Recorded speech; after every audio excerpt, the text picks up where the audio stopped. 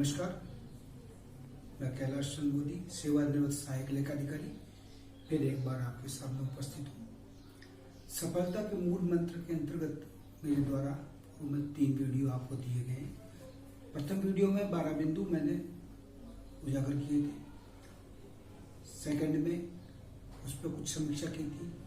Third में कुछ video पर की थी। अब मैं आपको एक अंत में वीडियो के द्वारा पूर्ण उपाय प्रस्तुत कर रहा हूँ आपके सामने।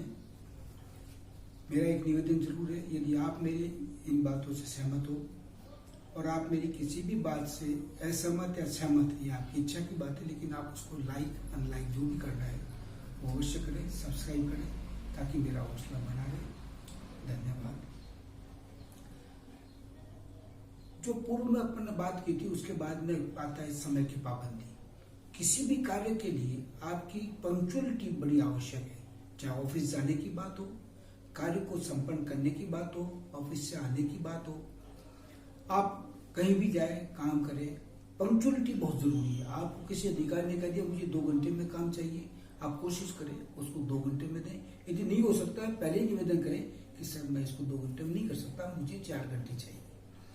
लेकिन आप उसको करें पंक्चुअलिटी के हिसाब से। ऐसे नहीं यार कल कर लेंगे, आएंगे कर लेंगे, आज नहीं कल कर, ऐसे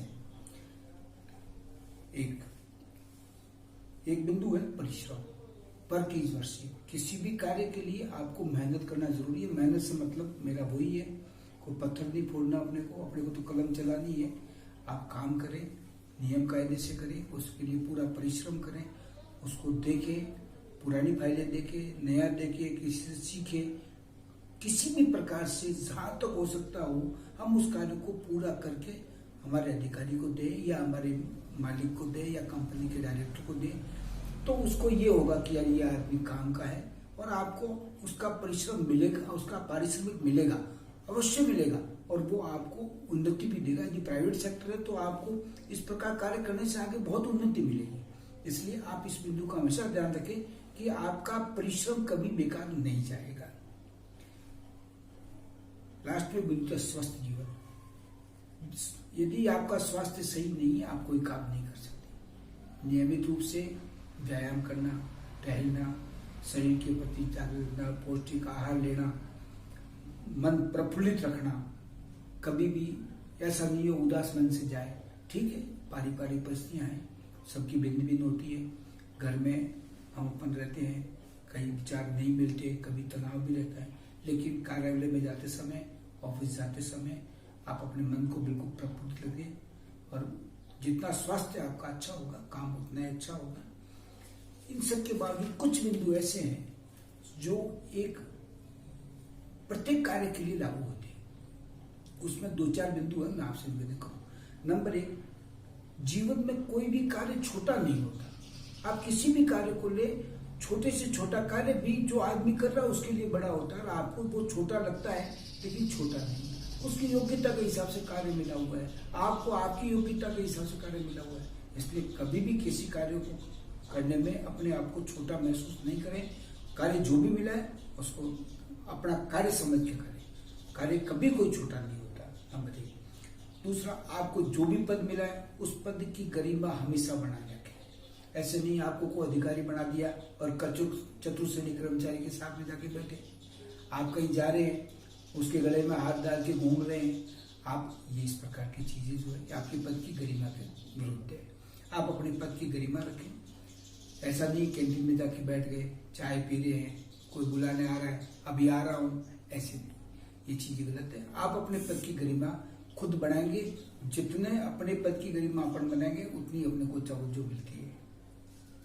तीसरा, कोई भी कार्य जैसे आपको निर्देश दिए हैं उस निर्देश के अनुसार उसको पूरा करें, क्योंकि अंतिम निर्णय उच्चाधिकारी का ही मान्य होगा, आपका नहीं।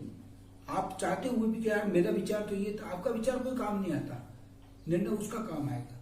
जिस अधिकारी ने आपको आदेश दिया है या जिस मालिक ने आपको दिया है या कंपनी ने जो गाइडलाइन दी है उसके हिसाब से आपको काम करना है। कंपनी को नुकसान हो नफा हो ये कंपनी का बात है, आपने अपनी बात रख ली, निर्णय कंपनी को लेना है या अधिकारी को लेना है। उन्होंने जैसे लिया है उसके हिसाब से करना है, लेकिन जो भी करना है वो मन लगा कर करना है। अपनी तुलना कभी अन्य से नहीं करें। क्योंकि सबका नसीब अलग अलग होता है। 2 आदमी सीए बने हुए हैं, मैं 2 को जानता हूँ। एक आदमी 35,000 रुपये महीने में काम करता है और वही दूसरा सीए उसी साथ पड़ा हुआ है दोनों, और वो दूसरा 28 लाख रुपए के पैकेज में काम कर रहा है। दोनों सीए हैं, दोनों साथ पढ़े, एक ही इंस्टीट्यूट से पढ़े, लेकिन नसीब अपना अपना है। एक आदमी 28,000 में काम कर रहा है, एक आदमी 18 लाख या 20 लाख के पैकेज में काम कर रहा है। अब बताओ कैसे करेगा? तो तजवीज और तकदीर ये दोनों हमेशा साथ चलती है। आपका तजवीज करने से कुछ नहीं होगा यदि तकदीर में नहीं है तो, यदि तकदीर में है तो तजवीज करने से बिना तजवीज के मिलेगा नहीं। इसलिए तजवीज और तकदीर हमेशा साथ चलती है और उसी अनुरूप अपने को फल मिलता है। इसलिए संतुष्टि बनाए रखें, नसीब में जो होगा वो मिलेगा। आपकी जो मेहनत है, प्रभु आपको जो परिश्रम देगा, दिया है, उसका पारिश्रमिक वही देगा। सबसे लास्ट बात है, हमेशा धैर्य बना के रखें। प्रत्येक परिस्थिति में, किसी भी प्रकार की परिस्थिति हो, साहस से मुकाबला करें, हिम्मत नहीं हारें, बुजदिली के काम नहीं करें। कोई फांसी खा के मर जाता है, कोई कूद के मर जाता है, कोई रेल के सामने आ जाता है, कोई पटरी से गिरता है, ये सब बुजदिल आदमियों का काम। अपनी परिस्थिति का मुकाबला हमेशा साहस से करें, धैर्य कभी नहीं खोए, क्योंकि धैर्य खोने पे फिर आदमी कोई इंसान नहीं है। फिर तो आप में और एक अनपढ़ में और पढ़े लिखे आदमी का क्या फायदा हुआ? यदि वो अपना मनन खुद नहीं कर सकता तो फिर क्या मतलब है? इसलिए धैर्य कभी नहीं खोए। और मैं अंत में आपसे यही कहूँगा कि हमेशा सफलता प्राप्त करने के लिए आपको मेहनत, लगन, ईमानदारी से काम करना होगा, वो करना चाहिए। और मेरे विचार से यदि आप सहमत है तो आप उसे लाइक अवश्य करें। यदि मेरी से कोई गलती हुई है, किसी भी प्रकार के मेरे विचार से आप सहमत नहीं है, तो ये आप उसको अनलाइक करें, लेकिन मुझे इसका रेस्पॉन्स जरूर दें, सब्सक्राइब करें। धन्यवाद, नमस्कार।